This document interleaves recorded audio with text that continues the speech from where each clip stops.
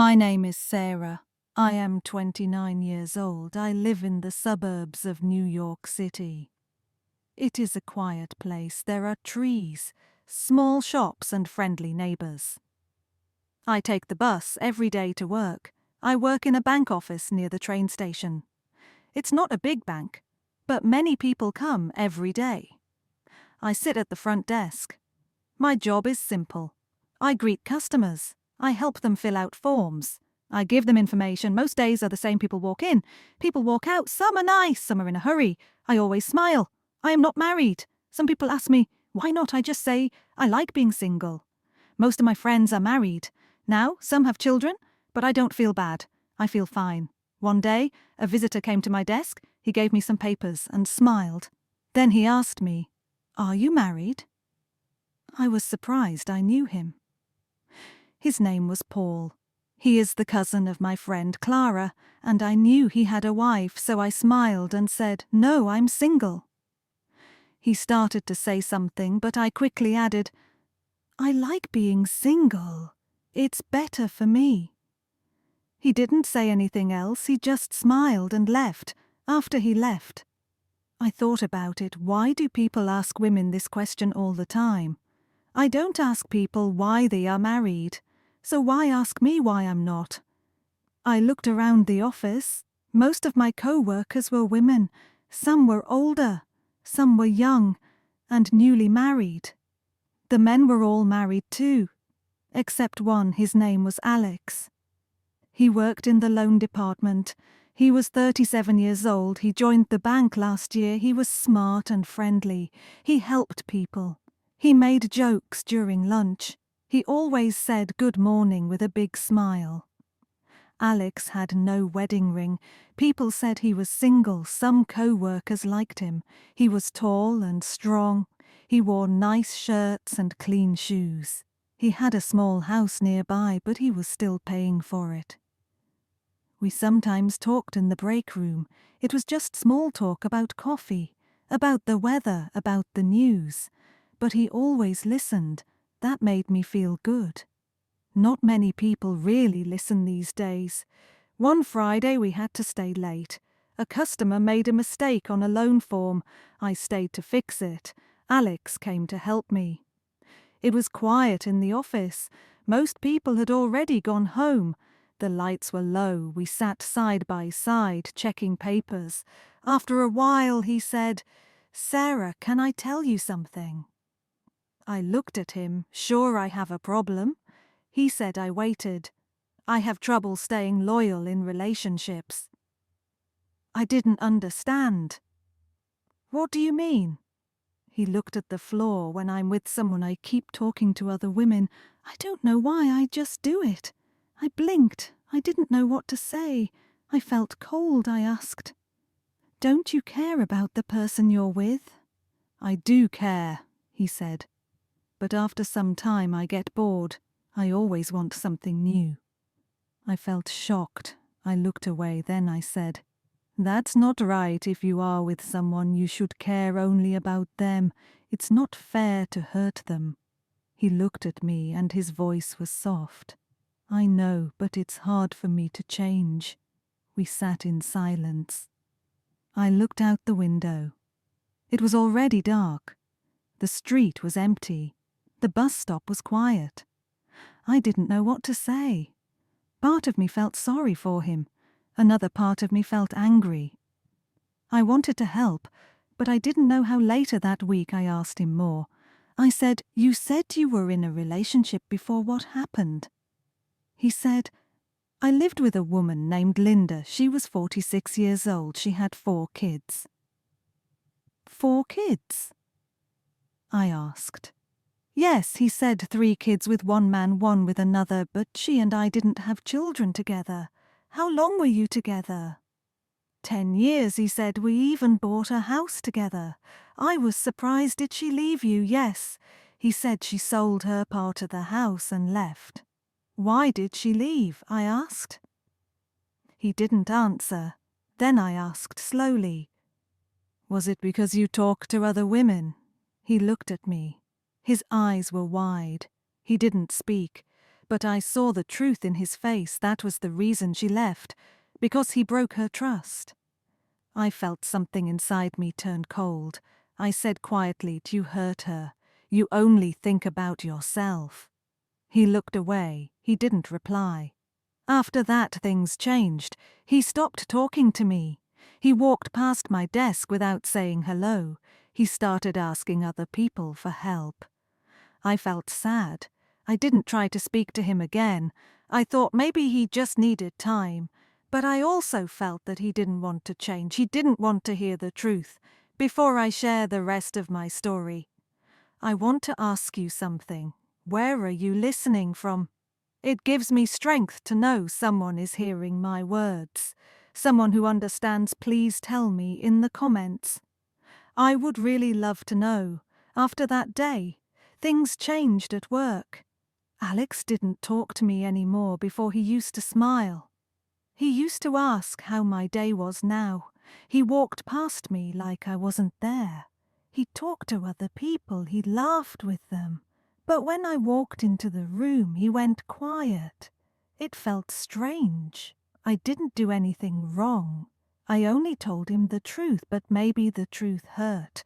Maybe he didn't want to hear it. Or maybe he just wanted someone who stayed quiet and said nothing. At first I felt sad. I liked talking to him. I thought we were friends. But now I saw him differently. He didn't want to change. He didn't care how others felt. He only cared about himself. Weeks passed. Spring turned into summer. The days got longer. The sun was warm at work. Everything was the same. I sat at my desk, helped customers, and smiled. But inside, I felt tired. One afternoon, Clara, my old friend, came to visit me at the bank. She gave me a hug and said, "Let's have lunch this weekend." I smiled. Yes, I would like that. We met at a small cafe on Saturday. It was sunny. We sat outside and ordered sandwiches and iced tea. We talked about workbooks and old memories. Then Clara said, "Do you know Alex?" I froze for a second. "Yes," I said slowly. "He works at my office." She laughed. "I met him last week at a birthday party. He was with a woman. I think she is his girlfriend now." "Oh," I said. I didn't know what else to say. "She's very pretty."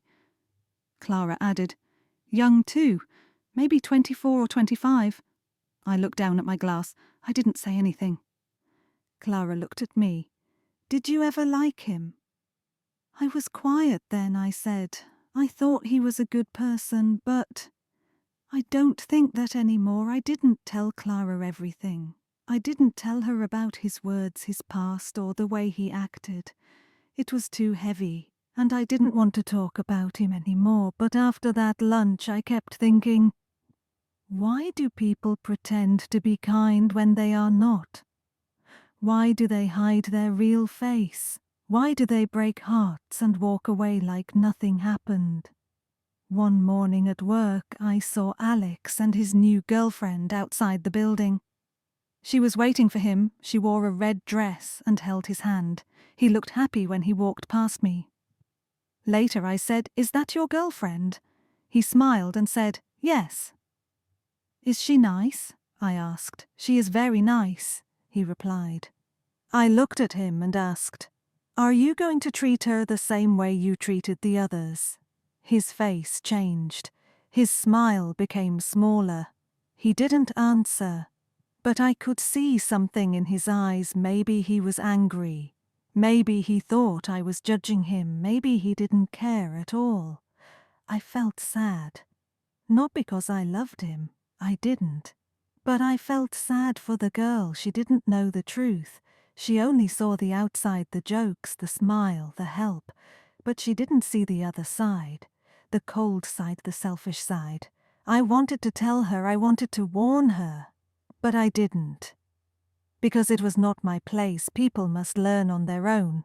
After that day, I stopped thinking about Alex. I focused on myself. I started reading more. I joined a painting class on Saturdays. I visited my parents every Sunday. I took long walks after work. I listened to music and cooked new food. I felt better. I felt free. One Friday evening, my manager asked me to help with a new project.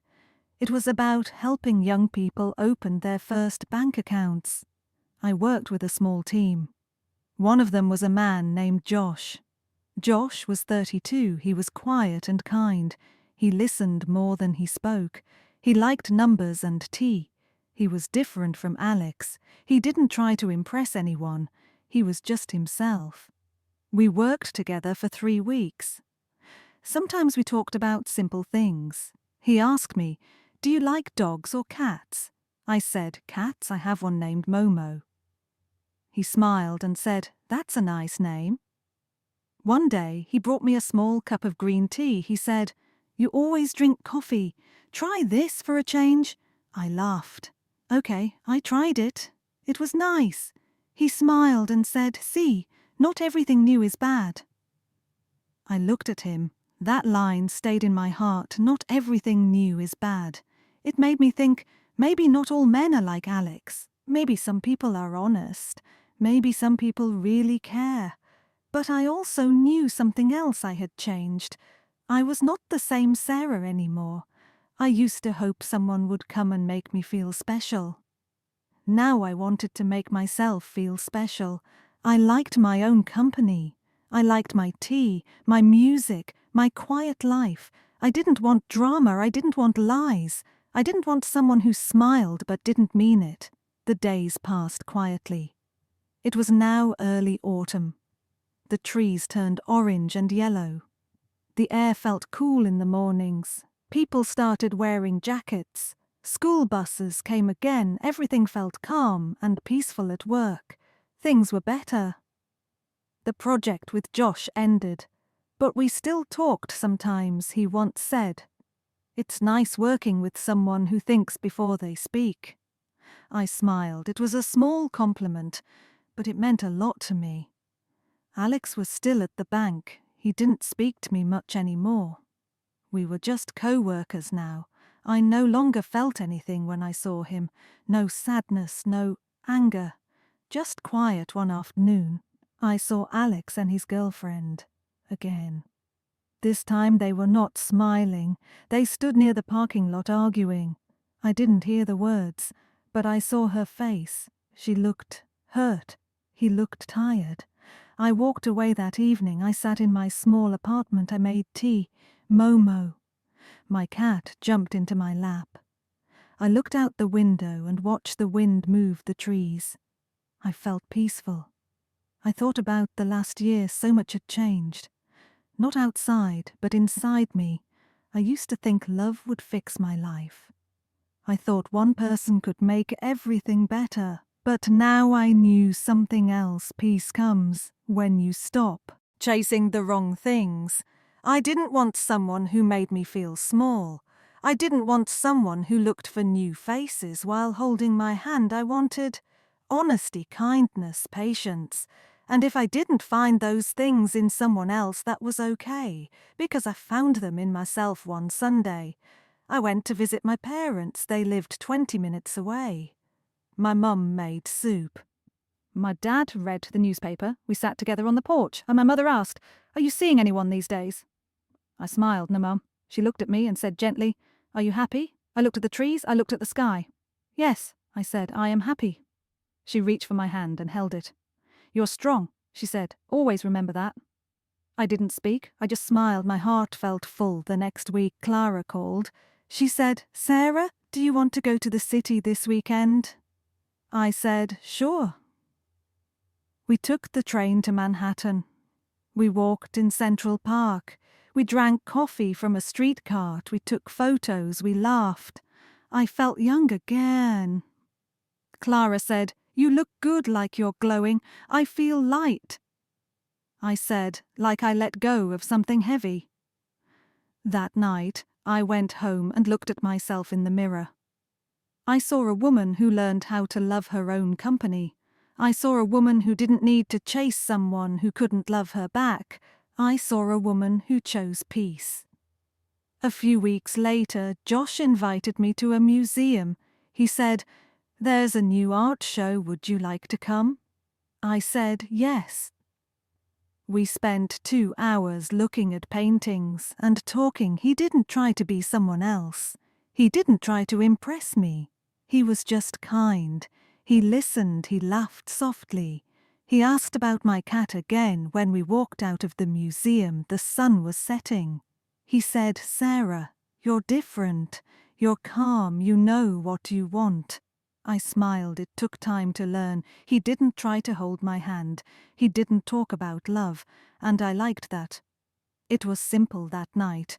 I wrote in my notebook, "I am not waiting anymore. I am not hoping someone will change. I am not afraid to be alone. I am free. Maybe one day I will meet someone who shares my peace. Maybe I won't, but now I know I will be okay." The girl who waited for someone to be honest, she has now become the woman who is honest with herself. And that is enough. Thank you for listening to my story. If you enjoyed it, please like, share, and subscribe. I hope you find your peace too.